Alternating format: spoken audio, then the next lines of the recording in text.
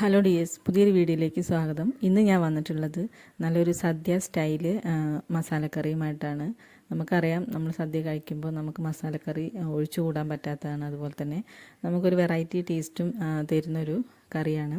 അപ്പോൾ നമുക്ക് വളരെ സിമ്പിളായിട്ട് നമ്മുടെ വീട്ടിൽ ഇൻഗ്രീഡിയൻസ് ഉണ്ട് തന്നെ നമുക്കിത് ഉണ്ടാക്കാം. അപ്പോൾ നമുക്ക് വീഡിയോയിലേക്ക് പോകാം. അപ്പോൾ അതിലേക്കായിട്ട് ആദ്യം ഞാൻ 2 ഉരുളക്കിഴങ്ങും അതുപോലെ തന്നെ 2 അത്യാവശ്യം വലിയ ക്യാരറ്റും ഈ ഒരു രീതിയിൽ കട്ട് ചെയ്തെടുത്തിട്ടുണ്ട്. നല്ല കുഞ്ഞതായിട്ട് അരിയരുത്, എന്നാൽ അത് വലിയ സൈസായിട്ട് അരിയരുത്. ഒരു മീഡിയം സൈസിൽ നമ്മളിതൊന്ന് അരിഞ്ഞെടുക്കുക. അതിനുശേഷം ഒരു പാനിൽ ഇതുപോലെ നമ്മൾ കുറച്ച് വെളിച്ചെണ്ണ ഒഴിച്ച് കൊടുക്കുക. എന്നിട്ട് നന്നായിട്ട് ഒന്ന് ഫ്രൈ ചെയ്തെടുക്കുക. അതായത് ആ കിഴങ്ങിൻ്റെയൊക്കെ ഒരു മണമൊക്കെ വരുന്നത് വരെ നമ്മൾ നന്നായിട്ട് ഒരു 3-4 മിനിറ്റ് നമുക്കിതൊന്ന് മൊരിച്ചെടുക്കാം. അതിന് ശേഷം ഇപ്പോൾ ഇത് ഏതാണ്ട് ആയിട്ടുണ്ട്.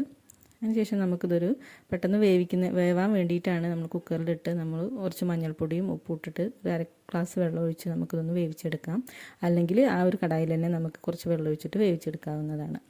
അപ്പോൾ ഈ ഒരു രീതിയിൽ നമ്മൾ മഞ്ഞൾപ്പൊടി ഇട്ട് കൊടുത്തിട്ടുണ്ട്, ഉപ്പിട്ട് കൊടുത്തിട്ടുണ്ട്. ഇനി കുക്കറിൽ 2 വിസിൽ, അതിൻ്റെ കൂടുതലാവരുത്, അങ്ങനെയാണെങ്കിൽ കുഴഞ്ഞു പോകും.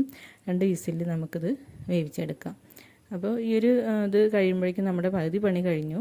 അതിനുശേഷം നമുക്ക് ബാക്കിയുള്ള വർക്കുകൾ ചെയ്യാം.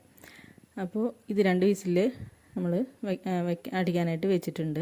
ഇനി നമ്മളിതുപോലെ ഉരുളിയിൽ കുറച്ച് വെളിച്ചെണ്ണ ഒഴിച്ചു കൊടുക്കാം. അതിന് ശേഷം ഒരു പകുതി തേങ്ങാമുറി, കൂടുതലാവണ്ട, പകുതി തേങ്ങാമുറിയുടെ പകുതി എടുത്താൽ മതി. നമ്മളിതുപോലെ ഒന്ന് വറുത്തെടുക്കുകയാണ്. ഒരു ഉള്ളി ഇതുപോലെ കട്ട് ചെയ്ത് ഇട്ട് കൊടുത്തിട്ടുണ്ട്, ചെറിയ ഉള്ളിയാണ്. ഇനി നമുക്കൊരു 3-4 ഇല ഇതുപോലെ കറിവേപ്പില നമുക്കിതിലേക്ക് ഇട്ട് കൊടുക്കാം. ഇനി നമുക്ക് നന്നായിട്ട് ഇതൊന്ന് വറുത്തെടുക്കാം.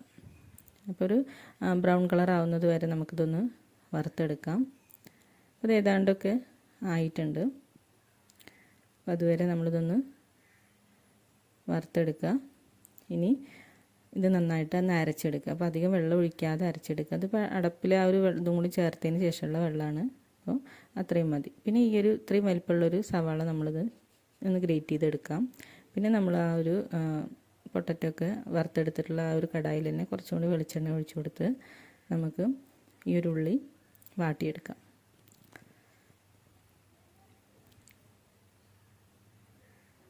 അപ്പോൾ ഒരു ഏതാണ്ട് ഒരു ബ്രൗൺ കളർ ആവുന്നത് വരെ ഒന്ന് വാട്ടിയെടുക്കുക. അപ്പോൾ അത് ഏതാണ്ടായിട്ടുണ്ട്. ഇനി നമുക്കിതിലേക്ക് കുറച്ച് വെളുത്തുള്ളി, ഇഞ്ചി ചതച്ചത് ചേർത്ത് കൊടുക്കാം. അപ്പോൾ അതിൻ്റെ ഒരു പച്ചമണമൊക്കെ മാറുന്നത് വരേക്കും നമുക്ക് നന്നായിട്ട് ഇതൊന്ന് ഇളക്കി കൊടുക്കാം. ഇനി നല്ലൊരു പഴുത്തൊരു തക്കാളി മുഴുവനായിട്ടും ഇതുപോലെ കട്ട് ചെയ്ത് നമ്മളിതുകൂടി ഇതിലേക്ക് ചേർത്ത് കൊടുക്കുകയാണ്. ഇത് ചേർത്ത് കഴിഞ്ഞാൽ നമ്മൾ നന്നായിട്ട് ഇതൊന്ന് വഴറ്റി കൊടുക്കുക.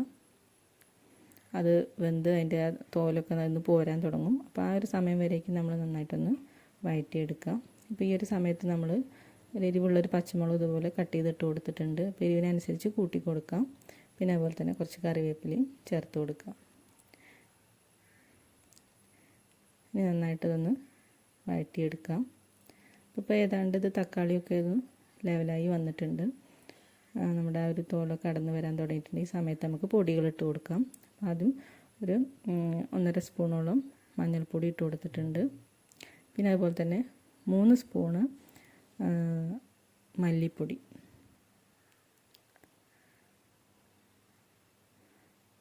ഇട്ട് കൊടുക്കാം.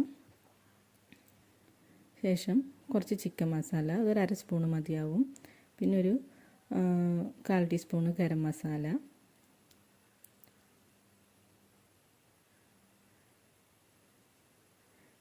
ഇനി ഒരു 1/2 സ്പൂണോളം കുരുമുളക്, അത് 1 സ്പൂൺ വരെയൊക്കെ ആവാം, നമ്മുടെ എരിവിനനുസരിച്ച് ചേർത്ത് കൊടുക്കാം.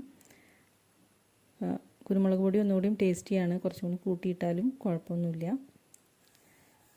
പിന്നെ നമ്മൾ നല്ല എരിവുള്ള മുളക് പൊടിയാണ്, അത് ഒരു 1.5 സ്പൂണോളം ചേർത്തിട്ടുണ്ട്. വേണമെങ്കിൽ നമുക്ക് ഈ സമയത്ത് കാശ്മീരി ചില്ലി പൗഡറും കൂടി ചേർക്കാം, കുറച്ചും കൂടി കളറ് കിട്ടും. ഇനി വെളിച്ചെണ്ണ കുറവാണെങ്കിൽ കുറച്ചും കൂടി ചേർത്ത് കൊടുത്ത് നമ്മൾ ആ ഒരു പൊടികളും നന്നായിട്ടൊന്ന് ഇളക്കിയെടുക്കാം. അപ്പോൾ ഇതിപ്പോൾ ഏതാണ്ട് പൊടികളൊക്കെ ഒന്ന് വഴന്ന് വന്നിട്ടുണ്ട്.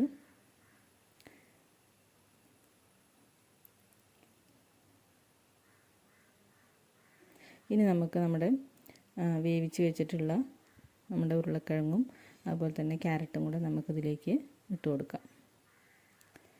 അപ്പോൾ അതിൽ കുറച്ച് വെള്ളമുണ്ട്, അപ്പോൾ അത് മതിയാവും നമ്മൾ ഈ ഒരു മസാലയൊക്കെ ഇതിലേക്കൊന്ന് പിടിക്കാനായിട്ട്. ഇനി നന്നായിട്ടൊന്ന് ഇളക്കി കൊടുക്കാം, ഉടയാതെ നോക്കുക. നമ്മൾ കുറച്ച് അതൊക്കെ കടിക്കുന്ന രീതിയിലായിരിക്കണം നമ്മുടേത്. പിന്നെ നമ്മൾ വേവിച്ച് വെച്ചിട്ടുള്ള ഗ്രീൻ പീസും കൂടി ഇതിലേക്ക് ചേർക്കുന്നുണ്ട്. ഗ്രീൻ പീസും നമ്മളിതുപോലെ കുറച്ച് ഉപ്പിട്ടിട്ട് വേവിച്ചെടുത്തതാണ്.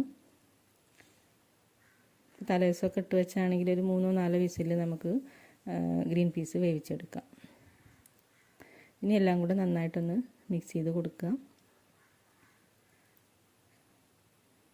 പൊടികളും ആ ഉള്ളിയും ഒക്കെ എല്ലായിടത്തേക്കും എത്തുന്ന രീതിയിൽ മിക്സ് ചെയ്ത് നമ്മളിതുപോലെ 2-3 മിനിറ്റ് ഇതൊന്ന് അടച്ച് വയ്ക്കാം. ആ ഒരു മസാലയൊക്കെ ഇതിലേക്ക് പിടിക്കുന്നതിന് വേണ്ടിയിട്ടാണ്. ഇപ്പോൾ ഏതാണ്ട് ആവിയൊക്കെ വന്നിട്ടുണ്ട്.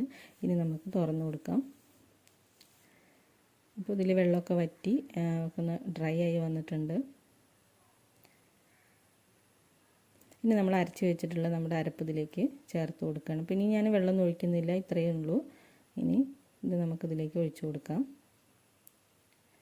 ഇനി നന്നായിട്ടൊന്നും കൂടി ഇളക്കി കൊടുക്കുക.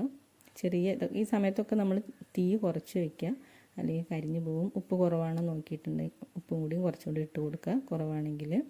ഇനി നന്നായിട്ടൊന്ന് മിക്സ് ചെയ്ത് കൊടുത്ത് ആ ഒരു ആവിയൊക്കെ വരുന്ന ഒരു തേങ്ങയുടെയൊക്കെ ഒരു മണമൊക്കെ ഒന്ന് മാറുന്നത് വരെ ഒന്ന് ഇളക്കി കൊടുക്കാം.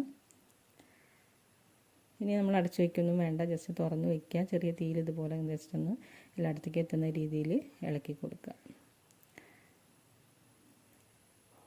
അപ്പോൾ ഇത്രയൊക്കെ ആകുമ്പോഴേക്കും നമ്മുടെ മസാലക്കറി റെഡി ആയിട്ടുണ്ടാവും. അപ്പോൾ വളരെ ടേസ്റ്റിയാണ്, അതുപോലെ തന്നെ പെട്ടെന്ന് നമുക്ക് ഉണ്ടാക്കിയെടുക്കുകയും ചെയ്യാം. അപ്പോൾ മസാലക്കറി എല്ലാവർക്കും ഇഷ്ടമായെന്ന് വിചാരിക്കുന്നു. അപ്പോൾ വീഡിയോ ഇഷ്ടമാവുകയാണെങ്കിൽ ഒന്ന് ലൈക്ക് ചെയ്യുക, അതുപോലെ തന്നെ സബ്സ്ക്രൈബ് ചെയ്യുക.